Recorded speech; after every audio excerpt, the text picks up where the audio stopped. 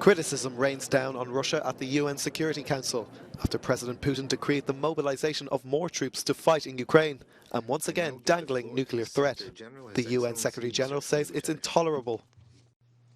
The idea of a nuclear conflict, once unthinkable, is today evoked by some. That alone is unacceptable. Antonio Guterres vows accountability will be met regarding the alleged war crimes in Ukraine. The Minister of Foreign Affairs of Ukraine then took to the floor. There will be no peace without justice.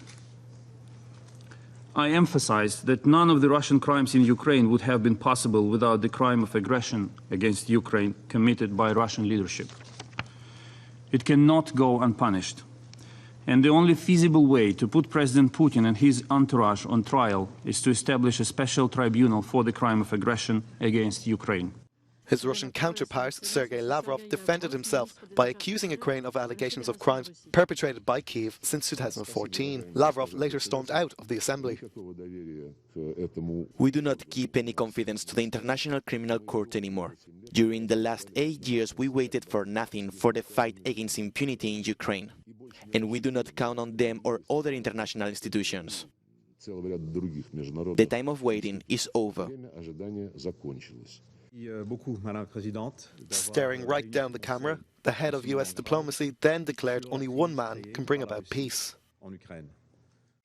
How has this aggression against Ukraine by President Putin improved the lives or prospects of a single Russian citizen?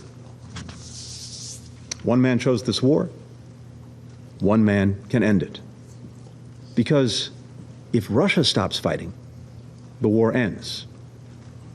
If Ukraine stops fighting, Ukraine ends. Notably, foreign ministers of China and India defended the territorial integrity of Ukraine and advocated dialogue as a solution to the conflict.